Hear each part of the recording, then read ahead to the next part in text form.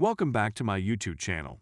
Make sure to like and subscribe to the channel for more interesting stories like these.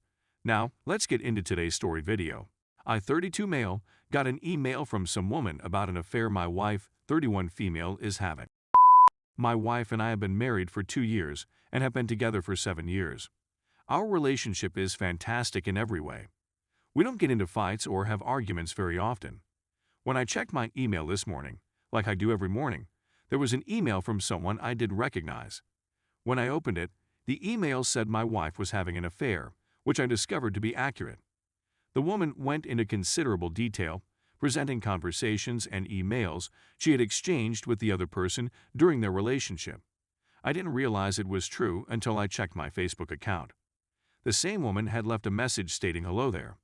I apologize for the inconvenience, but I have some bad news for you. Please verify your email address again. After everything was said and done, it was discovered that the woman who contacted me was the wife of the guy with whom my wife is having an affair. What I'm hearing is unbelievable. This caught me completely off guard. I have no clue what occurred since our relationship was never in a horrible state to begin with. At this point, I got lost on what to do. Story 2. My 38 female, wife of 16 years cheated on me, 44 male, with her boss.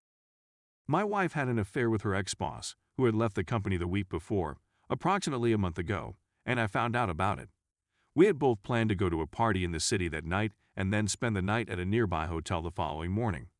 Because our babysitter was unable to come on time, I was compelled to stay at home with our toddler, 5 years old. She made the decision to travel alone and spend the night apart from me. After a few days of oddity, I warned her that I was uncomfortable with it before she left for work the next morning. Normally, I wouldn't have been concerned, but my spider sense was tingling from the strangeness of the previous few days. That was the end of it, as she told me that there was nothing to be worried about. I awakened with a start and a knot in the pit of my stomach about 2:15 a.m. I couldn't sleep after that. Even though she just turned off her phone's location service, which should have served as a huge red signal, I didn't pay attention to it since I didn't believe it was significant at the time, so I checked it anyway. She turned it back on, and I could see that she was at an apartment complex that was a long way away from the celebration. She remained till 9 o'clock in the morning. When she returned home, I confronted her, and after a few half-hearted denials, she finally admitted that she had done it. There had been some groping and slash or oral earlier in the week, but it wasn't a drunken moment of weakness. She'd been thinking about it and prepared for it for a few weeks before she finally succumbed to her desires. She was well aware of what she was doing and seemed to be unconcerned about the consequences for the rest of the family. The ups and downs of our relationship have been many, and I haven't always been the finest husband. But I've never been unfaithful to her, and I admire her as a result. I feel that we were capable of overcoming whatever obstacles came in the process. According to what I can tell, she was looking for a quick escape from a husband and children who she believed were stifling her with their presence. It was a chance to go on a new and more exciting journey.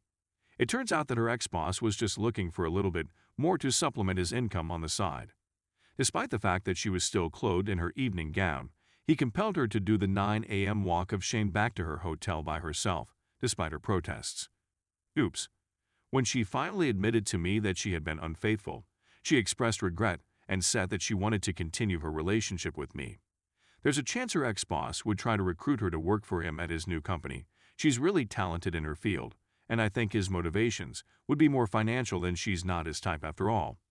I reassured her that this was not going to take place. She couldn't be with me while still working for the man with whom she had broken her engagement vows. I informed her that she needed to call her former supervisor and inform him that they were no longer able to speak with one another, and I wanted to hear her say it to him. She objected rather vehemently. The new role, assuming it comes to fruition, would represent a significant career boost for her. Turning it down would be a significant sacrifice, so I could understand some of the hesitancy. She asked if I could think about it for a day or two. She walked over to her mother's place for a few hours and returned to tell me that she'd chosen to make the call and forego the job chance. What she didn't realize was that I have access to her call logs since I got the phone bills. I could tell she'd spent an hour talking to her employer on her way to her mother's house. I didn't tell her I knew and had her contact her employer. She told him it was a major mistake and that they needed to break off all connection. He replied he understood and would respect her desires. That's precisely what I needed to hear. I then asked her whether she had spoken to her employer since he had sent her in a taxi back to her hotel. She said she hadn't. When I questioned her on this, she said, "If you want the truth, I sent him a text merely to check how he was healing after the party." I informed her that I knew this was a lie and that she chatted to him before returning home from her mother's house. I questioned her on the purpose of the hour-long phone conversation. She told me it was to discuss with me what she was going to contact him about later, the breakup call. Of course, this rendered the whole breakup call a load of rubbish. I informed her that I believed she had phoned him to inquire about the possibility of a relationship. She denied, but couldn't explain what the heck they'd been talking about for so long. Finally, she admitted what he'd said: "You should attempt to sort things out with your spouse.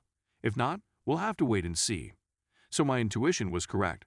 She had to decide whether to decline the potential professional opportunities since she needed to find out what her alternatives were.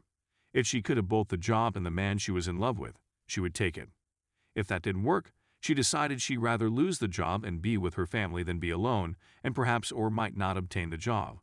For what it's worth, I ultimately advised her to take the job if it was given to her. I don't believe he would, since after he had with her, he would be putting his job at jeopardy due to the drama and consequences.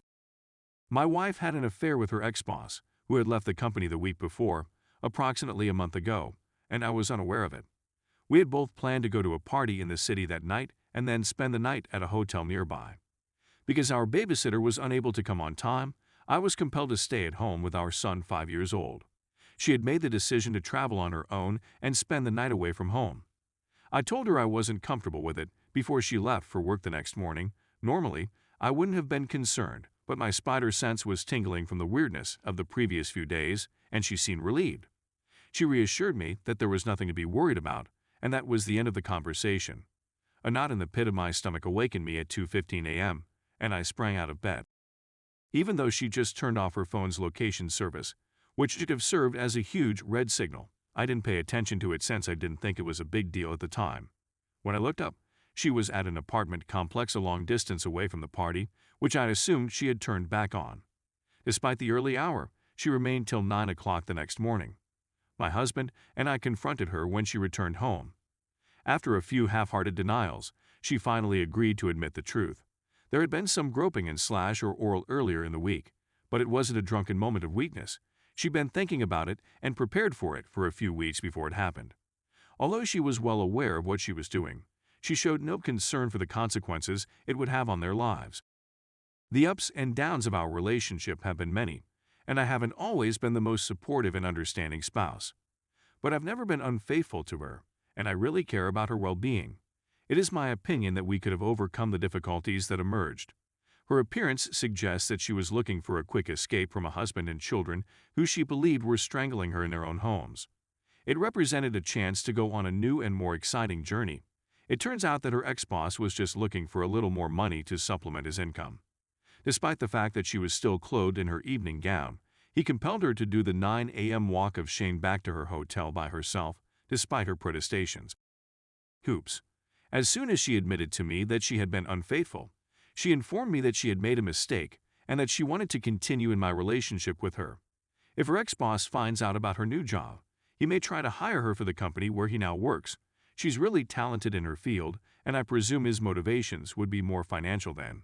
She's not his type. I reassured her that this was not going to occur. This woman couldn't coexist in the same space as me while working for the man with whom she had broken her vows. When I informed her that she needed to call her former supervisor and inform him that they were no longer able to connect, she expressed interest in hearing what she had to say.